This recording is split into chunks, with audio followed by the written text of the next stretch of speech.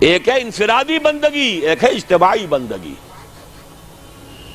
اجتماعی بندگی جب تک نہیں ہے، انفرادی بندگی عبادت ناقص ہے۔ نماز میں ہم نے کہہ دیا ایاک نعبد و ایاک نستعین، باہر جا کر کسی اور کے قانون کی پیروی کر رہے ہیں۔ ہمارے ملک میں کسی اور کا قانون چل رہا ہے، اللہ کی کتاب سے کوئی سروکار نہیں۔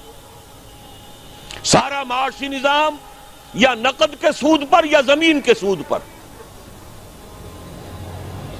بغاوت ہی بغاوت، ظہر الفساد فی البر والبحر۔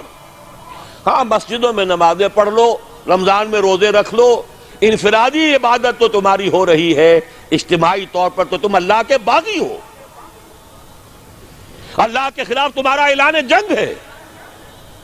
اگر سودی معاملے سے باز نہیں آتے فَاذَنُوا بِحَرْبٍ مِّنَ اللَّهِ وَرَسُولِهِ، باز نہیں آتے تو اللہ اور اس کے رسول کی طرف سے الٹیمیٹم ہے تمہارے خلاف۔ جب تک دین غالب نہ ہو عبادت ناقص ہے۔ بڑا پیارا شعر ہے، کس کا ہے مجھے نہیں معلوم، باطل کے اقتدار میں تقوی کی آرزو، بڑے بڑے متقی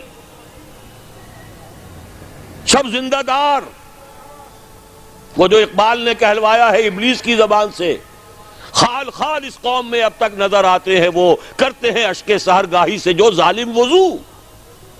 ایسے لوگ موجود، لیکن پوری قوم اللہ کے خلاف جنگ کر رہی ہے، پوری قوم بغاوت پر ہے، مملکت اور اس کا قانون بغاوت پر مبنی ہے اللہ کے خلاف۔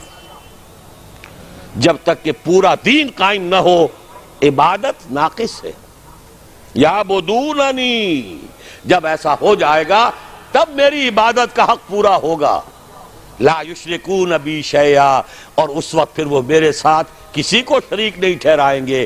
آج کس کو ٹھہرایا ہوا ہے؟ سیاسی اعتبار سے عوامی حاکمیت، اقتصادی اعتبار سے امریکہ انداتا، جو حکم آ جائے آئی ایم ایف کا، وہ بے نظیر ہو یا کوئی اور با نظیر آ جائے، سب کو ماننا پڑے گا۔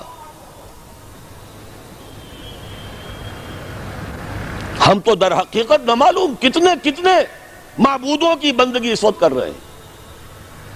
یہ بندگی مکمل اسی وقت ہوگی لا یشرکون بی شیئا کے ساتھ، جبکہ پورا نظام زندگی اجتماعی بھی اللہ کے قانون کے تابع